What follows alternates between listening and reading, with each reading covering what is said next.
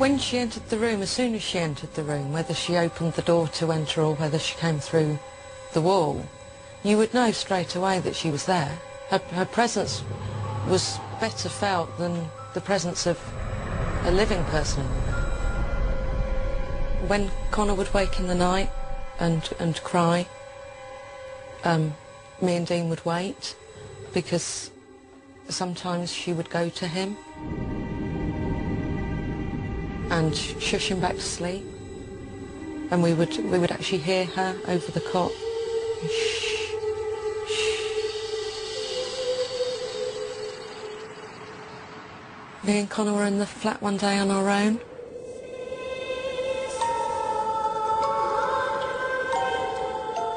And he was playing up. And I lost my temper with him. I shouted. Something that she regrets.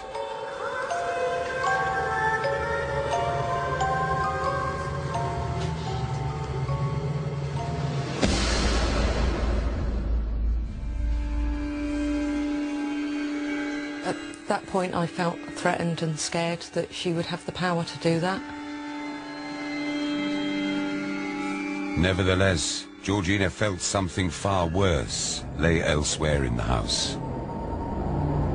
It seemed that the further you went down in the building, the more evil it felt. Ed Payne and his wife were the occupants of the ground floor flat. We felt that we were being looked at, not just on the outside, but inside. And it was a terrible, terrible feeling that someone was scrutinising you all the time, and you couldn't see it. And it was a real deep oppressiveness.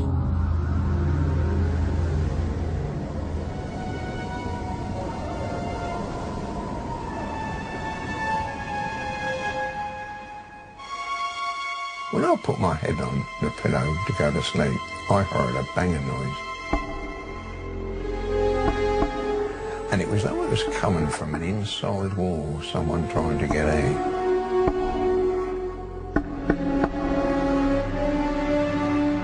A couple of nights later, put our head down to go to sleep, and all of a sudden I heard a baby crying. And it was in our bedroom. And I got up from the bed and I walked to the wardrobe where I thought the noise was coming from. When I neared the wardrobe, the baby stopped crying. I had to open the wardrobe because I just had to find out. When I put my hand on the linen on the left-hand side, the linen was quite warm, as though a baby was lying on it. When I put my hand on the right-hand side, it was normally cold. I knew where the sounds were coming from. They were distinctive. Whatever was in there was, it's playing games with you.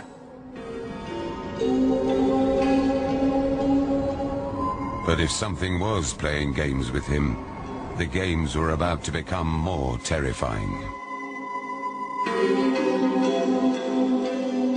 I went up to the hallway.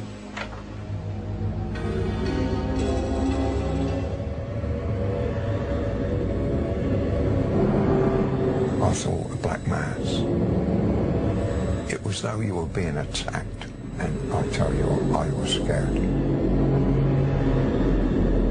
I was frightened out of my wits. It looked evil.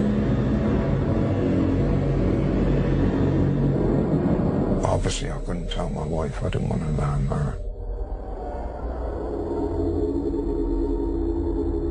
It was a few days after that my wife said to me, "Ed, I've got something to tell you." She said, "Ed," she said, "I'm scared." I saw a black mass, just a few inches from the ground. It just looked evil.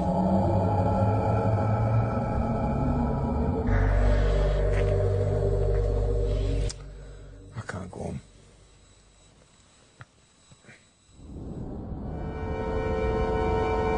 just can't say no more about it because I'm getting upset.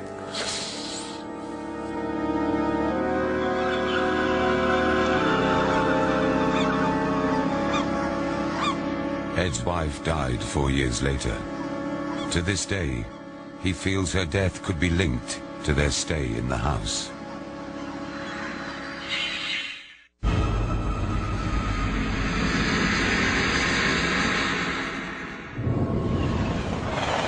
Stretching over 20,000 miles, through cityscapes and countryside to some of the most deserted and dark corners of the country, are Britain's railways.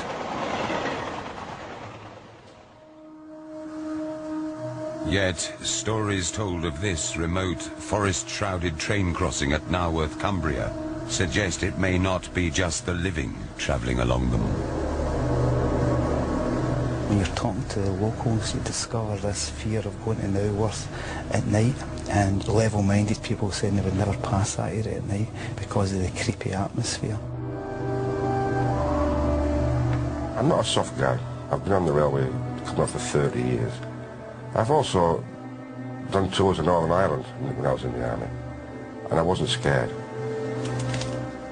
But working it now within that wood, I was terrified.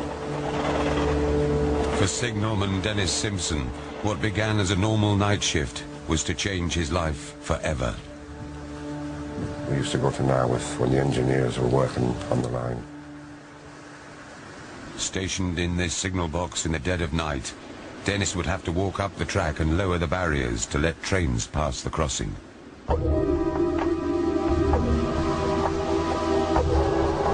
It's like a place in the middle of nowhere, with trees hanging over, wind blowing, and it is very, very, very weary place to go to. There's no lights or nothing.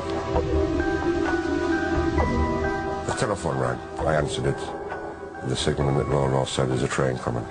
It's just left me now."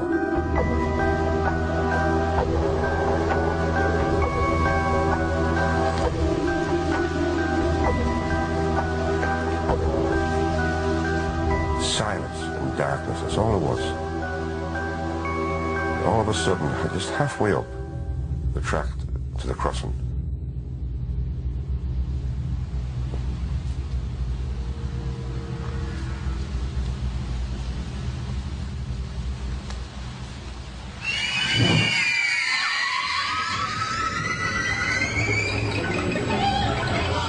my whole body like tingled, went cold, and I was actually shaking. The sound was children crying for their mother or father. I was scared, and it was a horrible, horrible sound.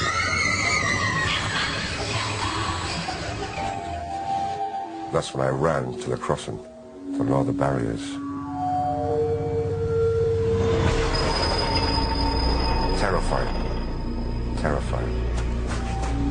I actually ran back to the signal box and locked the door. And I had to sit there in that box, and I was hoping there'd be no more trains to save us going back out.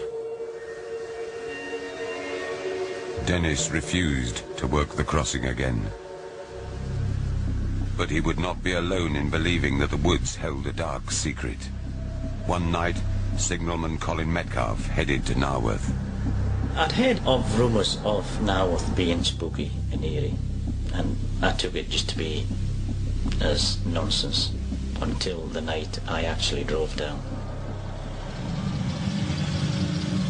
Rather than wait in the signal box surrounded by forest, Colin parked his car at the crossing, waiting for the trains to come.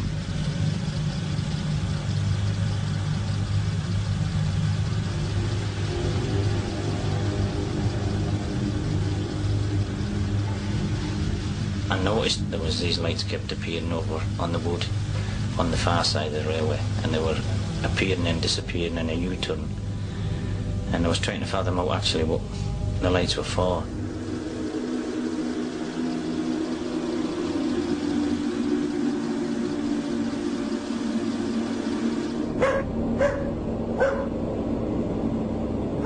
I was wondering why it all of a sudden started barking.